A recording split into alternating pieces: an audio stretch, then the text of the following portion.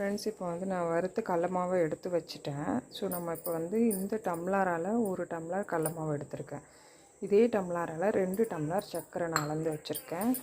அதை போட்டுக்கலாம். இப்போது 2 டம்ளர் சர்க்கரை போட்டாச்சு. இது மூழ்கிற அளவுக்கு தண்ணி விட்டுக்கலாம்.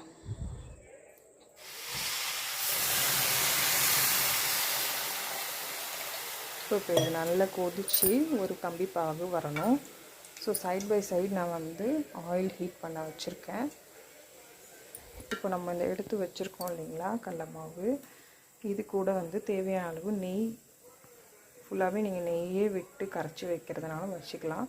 அப்படி இல்லைன்னா நெய் கொஞ்சம் எண்ணெய் கொஞ்சம் விட்டு கரைச்சி வச்சுக்கலாம். இதை இப்போ நம்ம கரைச்சி வச்சுட்டு பார்ப்போம். இப்போ பாருங்கள், இதில் வந்து இப்போ நான் ஒரு 3 ஸ்பூன் பக்கம் நெய் விட்டுருக்கேன். இதுலேயே இப்போ நம்ம என்ன செய்கிறோம் அப்படின்னு பார்த்திங்கன்னா, அந்த எண்ணெய் வச்சுருக்கேன் இல்லைங்களா, இந்த எண்ணெயவே இதில் கொஞ்சமாக எடுத்து விட்டுக்கிறேன். அதாவது நமக்கு கரைக்கிறதுக்கு எவ்வளோ தேவைப்படும் அப்படிங்கிறது தெரியும். ஸோ அந்த அளவுக்கு நீங்கள் எண்ணெய் விட்டுக்கிட்டிங்கன்னா போதும்.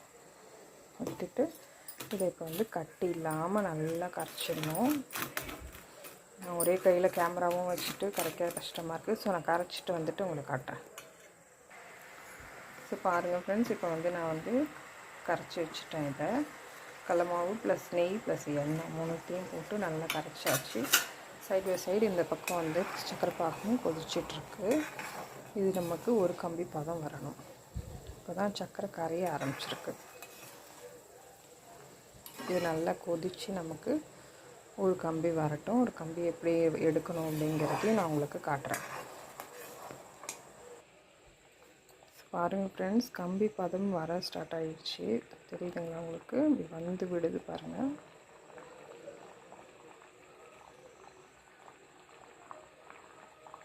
கம்பி வந்து விடுது பார்த்திங்களா? இதுதான் பதம், ஒரு கம்பி பதம். ஸோ இந்த ஸ்டேஜில் நம்ம என்ன பண்ணுறோன்னா, அடுப்பு வந்து நல்லா ஃபுல் சிம் பண்ணிவிட்டு நம்ம இப்போ மாவு சேர்த்துடலாம். இந்த கரண்டியில் பார்த்திங்கனாலுமே உங்களுக்கு தெரியும், இந்த ட்ராப் போய் விழுந்து திரும்ப போய் கரண்டியோட ஒட்டுது பாருங்கள். தெரியுதுங்களா? இந்த ஸ்டேஜில் இப்போ நம்ம வந்து மாவை சேர்த்துடுறோம். இப்போ பாருங்கள், மாவு சேர்த்தாச்சு. மாவு சேர்த்து நல்லா நம்ம கைவிடாமல் கிளறிக்கிட்டே இருக்கணும்.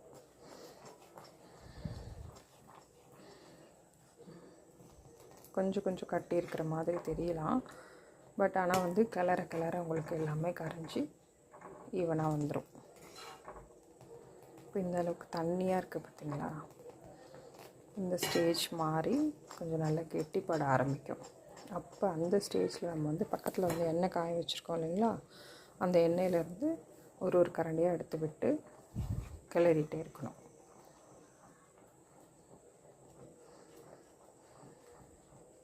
கெட்டிப்பட்டு வரட்டும், நம்ம பார்க்கலாம்.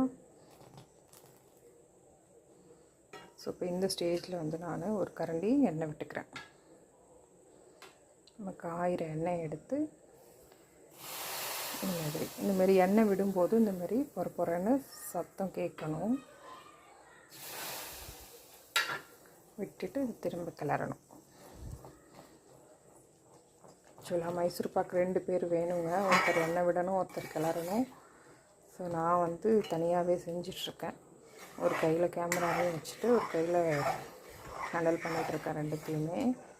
ஆனால் 2 பேராக இருந்து கொஞ்சம் செஞ்சிங்கன்னா பொறுமையாக டைம் எடுத்து செய்யுங்க. பார்த்து செய்யுங்க, எண்ணெய் கையில் கொட்டிக்காமல் கொஞ்சம் ட்ரை பண்ணி பாருங்கள். இப்போ நம்ம ஊற்றின எண்ணெய் எல்லாத்தையும் இது இழுத்துருச்சு பாருங்கள். இப்போ மறுபடியும் ஒரு கரண்டி எண்ணெய் சேர்த்துக்கிறேன்.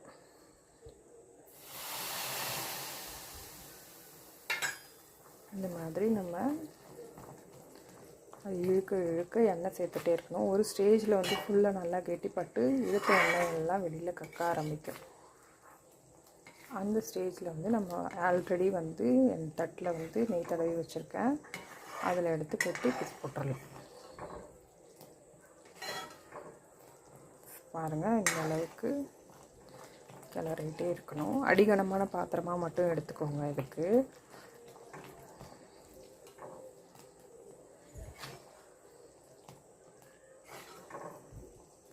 இதுக்கு நீங்கள் வந்து எந்த கப்பில் அளக்குறீங்களோ எல்லாமே ஒரே ஈவனான கப்லேயே அளந்துக்கோங்க. ஸோ நான் வந்து இந்த டம்ளரில் ஒரு டம்ளர் வந்து மாவு எடுத்திருக்கேன். அதே டம்ளரில் 2 டம்ளர் சர்க்கரை, 3 டம்ளர் எண்ணெய். இதுதாங்க மைசூர் பாக்குக்கு உண்டான அளவு. நீங்கள் இந்த 3 எண்ணெயை வந்து 2 நெய் 1 எண்ணெய், இல்லை 1 நெய் 2 எண்ணெய் அந்த மாதிரி கூட வச்சுக்கலாம். உங்களோட விருப்பம்தான். எப்படி வேணாலும் நீங்கள் அதை ஈக்குவலாக கூட பிரிச்சுக்கலாம். இல்லை ஃபுல்லாக நெய்யிலே பண்ணுறதுனாலும் பண்ணலாம், ஃபுல்லாக எண்ணெயில் பண்ணுறதுனாலும் பண்ணலாம். உங்களோட விருப்பம்தான் அது ஃபுல்லாக. ஸோ நான் வந்து கொஞ்சம் கலந்துக்கிறதுக்கு மட்டும் நெய் சேர்த்துட்டு மீதி இந்தமாரி ஊற்றுறதுக்கு எண்ணெய் சேர்த்துருக்கேன். ஏன்னா ஃபுல்லாகவே நெய்யிலே இருந்தால் ரொம்ப திட்டுற மாதிரி ஆகிடும். அதனால் வந்து எண்ணெய் சேர்த்துருக்கேன். இது வந்து உங்களோட விருப்பங்க. ஃபுல் அண்ட் ஃபுல் வந்து நீங்கள் நெய்யில் வேணாலும் செய்யலாம், எண்ணெயில் வேணாலும் செய்யலாம். எப்படிங்கிறது உங்கள் விருப்பத்துக்கு தகுந்த மாதிரி மாற்றிக்கோங்க. ஆனால் மெஷர்மெண்ட் இது தான். 1 2 3 அப்படி தான் கணக்கு. 1 மாவு, 1 2 ஜீனி, 3 எண்ணெய். இதுதான் அளவு இதுக்கு.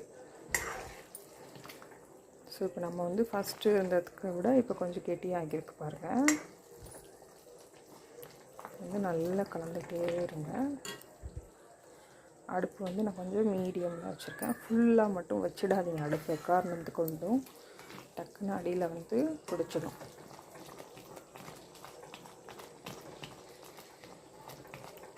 கலந்துகிட்டே இருக்கணும். ஊற்றின எண்ணெய் எல்லாமே இழுத்துருச்சு பாருங்கள். ஊற்ற இழுத்துகிட்டே தான் இருக்கும். ஸோ இப்போ இந்த ஸ்டேஜில் நான் மறுபடியும் ஒரு கரண்டி எண்ணெய் விட்டுக்கிறேன். நடுப்புற நான் ஒரு கரண்டி எண்ணெய் விட்டுட்டு தான் இருக்கேன். நீங்களும் அதே மாதிரி ஃபாலோ பண்ணிக்கோங்க. இந்த மாதிரி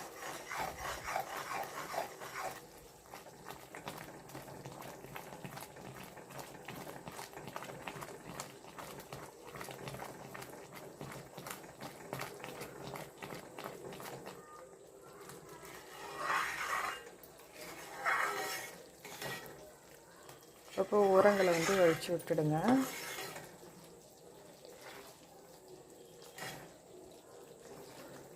நம்ம வந்து கிண்டுறதுலையே வந்து இந்த கெட்டிப்படுறது நமக்கு நல்லாவே தெரியும். ஸ்டார்டிங்கில் இருந்ததுக்கும் நம்ம கிண்ட வந்து கரண்டி வந்து நல்லா டைட்டன் ஆகும் உங்களுக்கு. அதுலேயே வந்து மாவு வந்து இருக்கிறது நல்லா தெரியும். ஸோ பிகினராக இருக்கீங்க அப்படின்னா கொஞ்சமாக போட்டு பாருங்கள் ஃபஸ்ட்டு. இதை விட சின்ன பாத்திரமாக எடுத்துக்கிட்டு, இல்லை ஒரு சாம்பார் கரண்டியில் குழிக்கரண்டி இருக்கும் பார்த்திங்களா, அந்த கரண்டியால் 1 கரண்டி மாவு, 2 கரண்டி ஜீனி, 2-3 கரண்டி எண்ணெய், நெய் அந்த மாதிரி கூட எடுத்துகிட்டு ட்ரை பண்ணுங்கள். நான் வந்து ஃபஸ்ட் டைம் பண்ணும்போது அப்படி தான் பண்ணேன். நான் சின்ன அளவாக ஃபஸ்ட்டு எடுத்து ட்ரை பண்ணி பார்த்துட்டு அது நல்லா வந்துச்சு அப்படிங்கிற பட்சத்தில் நீங்கள் அடுத்தடுத்து கொஞ்சம் கொஞ்சமாக இன்க்ரீஸ் பண்ணிக்கலாம் அளவுகளை. சப்போஸ் நீங்கள் எங்கேயாவது மிஸ்டேக் பண்ணுறீங்க அப்படின்னா பாகில் மிஸ்டேக் பண்ணலாம். இந்த ஒரு கம்பி பதம் வர்றதுக்குள்ளேயே நீங்கள் மாவை வந்து போட்டுட்டீங்க அப்படின்னா மேபி உங்களுக்கு வந்து இறுகி வர்றது டைம் ஆகும். பீஸ் போடுறதுல கஷ்டமாக இருக்கும். அவ்வளோ சீக்கிரம் இறுகி வராது. எனக்கு பாகு பதம் தான் இதுக்கு ரொம்ப முக்கியம். நீங்கள் பாகு பதம் வந்ததுக்கப்புறமா மாவை போட்டு கிளற ஆரம்பிச்சிங்கன்னா ஒரு 1/4 மணி நேரத்தில் வந்து உங்களுக்கு ஒர்க் முடிஞ்சிடும். நம்ம ஃபஸ்ட்டு போட்டதுக்கும் இப்போ பாருங்கள் நல்லா நுரையாக பொங்கி வருது பாருங்கள். இந்த ஸ்டேஜில் அடுப்பு ஃபுல் சிம் பண்ணிவிடுங்க. கண்டிப்பாக அடி பிடிக்கும். தெரியுதுங்களா உங்களுக்கு? பாருங்கள் நல்லா நுரைச்சிட்டு வருது பாருங்கள். மேக்ஸிமம் ஒரு 5 to 7 மினிட்ஸில் வந்து இது ரெடி ஆகிடும் நமக்கு. மறுபடியும் நான் எண்ணெய் சேர்த்துருக்கேன்.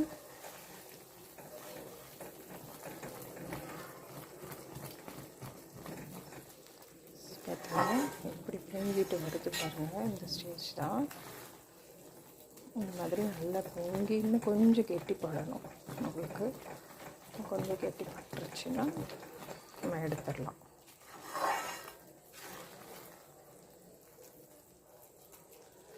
ஸோ நீங்கள் இப்போ இந்த ஸ்டேஜில் எடுத்தீங்க அப்படின்னா வந்து இந்த சாஃப்ட் மைசூர் பாக்கு இருக்கும் இல்லைங்களா, அந்த மாதிரி கிடைக்கும். நான் வந்து அதுக்கு அடுத்த ஸ்டேஜ் எடுக்க போகிறேன். மைசூர் பாக்கு டெக்ஸ்சருக்கு வேணும் உங்களுக்கு அப்படின்னா நீங்கள் இந்த ஸ்டேஜில் எடுத்துடணும். தெரியுதுங்களா? மாவு இந்தமாரி ரிப்பனாக விழுது பாருங்கள். இந்த ஸ்டேஜில் எடுத்துகிட்டு பிளேட்டில் போட்டுட்டு ஆற வச்சிட்டிங்க அப்படின்னா நீங்கள் அது வந்து நெய் மைசூர் பாக்கு டெக்ஸ்சருக்கு கிடைக்கும் உங்களுக்கு. நான் வந்து இதுக்கு அடுத்த ஸ்டேஜ் கொஞ்சம் கெட்டி பழமாக செய்ய போகிறேன். ஸோ அதனால் நான் மறுபடியும் கொஞ்சம் கிளறேன்.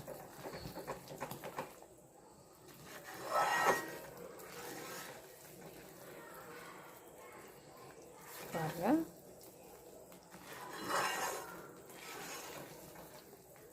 இந்த அளவுக்கு நல்லா திரண்டு வர்றது பாருங்கள். நல்லா பூத்து வரும்.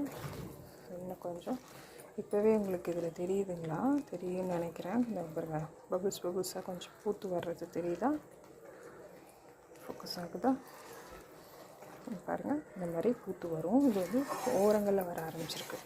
ஸோ இப்போ இது வந்து ஃபுல்லாக வரணும். நம்ம என்ன பண்ணுறோம், மறுபடியும் வந்து எண்ணெய் சேர்க்குறோம்.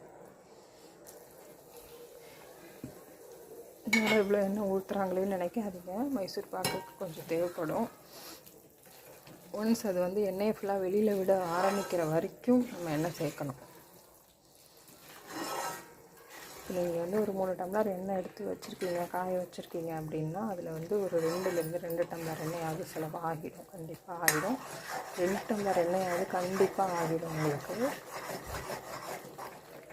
ஸோ இப்போ நல்லா கெட்டி ஆகிடுச்சு. கிண்டும் போதே தெரியுது எனக்கு ஃபுல்லாக.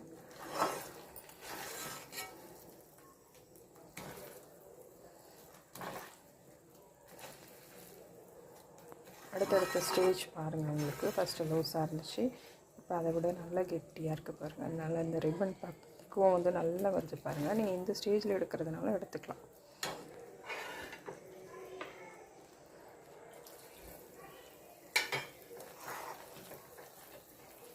ஸோ எண்ணெய் ஊற்றிட்டு கிளறும் போது மட்டும் கொஞ்சம் பொறுமையாக கிளறுங்க. ஏன்னா அந்த ஊற்றின எண்ணெய் நீங்கள் வேகமாக கிளறினீங்க அப்படின்னா மேலே தெளிக்கிறதுக்கு வாய்ப்பு இருக்குது. ஸோ அதனால் பார்த்து கேர்ஃபுல்லாக பத்திரமா பண்ணுங்கள். பிகினர்ஸ் கண்டிப்பாக கூட யாரையாவது வச்சுக்கோங்க, தனியாக ட்ரை பண்ணாதீங்க. ஏன்னா எண்ணெய் ஊற்றுறதுக்கு ஒரு ஆள் கண்டிப்பாக வேணும், பின்னுறதுக்கு ஒரு ஆள் கண்டிப்பாக வேணும். அதனால் கூட ஒரு ஆள் வச்சுட்டு பண்ணுங்கள். ரொம்ப ஈஸியான ஸ்வீட் தாங்க இது. ரொம்ப கஷ்டமான ஸ்வீட் அப்படின்லாம் எதுவுமே கிடையாது. ஸோ எதுவுமே நம்ம ட்ரை பண்ணி பார்த்துட்டோம், நல்லா வந்துருச்சு அப்படின்னாலே அந்த மெஷர்மெண்ட் மட்டும் கரெக்டாக ஃபாலோ பண்ணிக்கிட்டோம்னாலே எல்லாமே ஈஸி தான். எதுவுமே கஷ்டம் கிடையாது.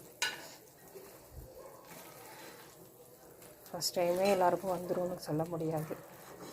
ஸோ வராதவங்க திரும்ப திரும்ப ட்ரை பண்ணி பாருங்கள். கொஞ்சம் கொஞ்சமாக மாவு போட்டு ட்ரை பண்ணி பாருங்கள். கண்டிப்பாக நல்லா வரும். நான் அந்தளவுக்கு இது வந்து ரொம்ப ஈஸியான ஸ்வீட், ப்ளஸ் வந்து சீக்கிரமாக செய்யக்கூடிய ஸ்வீட். இது மேக்ஸிமம் ஒரு 20 மினிட்ஸில் வந்து நீங்கள் எல்லாம் ரெடியாக எடுத்து வச்சிட்டிங்க அப்படின்னா உங்களுக்கு 20 மினிட்ஸில் வந்து ஃபினிஷிங் முடிஞ்சிடும். அது உங்களுக்கு தெரியுதா? உங்களுக்கு நல்ல பொங்கி வந்துருச்சு பாருங்கள்.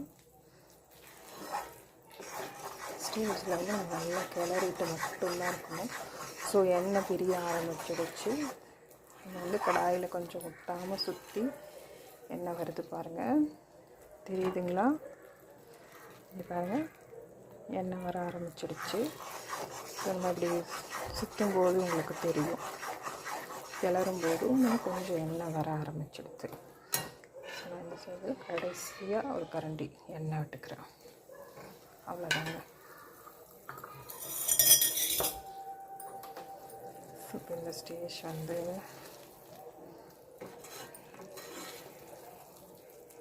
பாருங்கள்.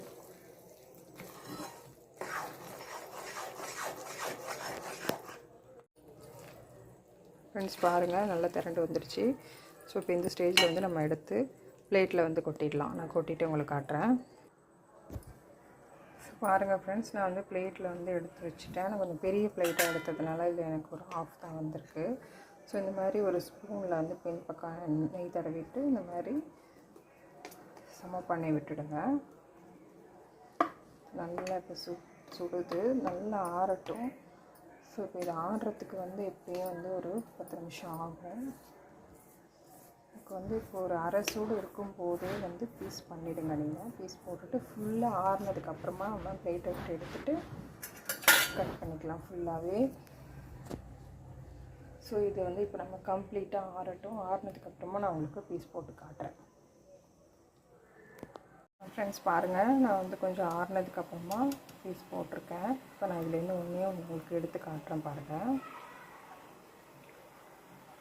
இப்படி கார்னர் பீஸ் இப்படி தள்ளிட்டு இப்படி எடுத்தீங்கன்னாலே உங்களுக்கு வந்து எல்லாமே வந்துடும் இந்த மாதிரி. பார்த்தீங்களா? ஸோ பாருங்கள், நல்லா இந்த சென்டர் பகுதி பார்த்தீங்களா கொஞ்சம் நல்லா செவந்து போய் நல்லா இருக்குது பாருங்கள். மைசூர் பாக்குமே வந்து நல்லா சாஃப்டாக இருக்குது. பாருங்கள் பாருங்கள், 2 விரலில் உடைச்சிட்டேன் நான். எந்த அளவுக்கு சாஃப்டாக இருக்குது பாருங்கள். ஸோ மைசூர் பாக்கு வந்து ரொம்ப சூப்பராக வந்திருக்கு. நீங்கள் கண்டிப்பாக வீட்டில் ட்ரை பண்ணி பார்த்துட்டு எப்படி இருக்குன்றது சொல்லுங்கள்.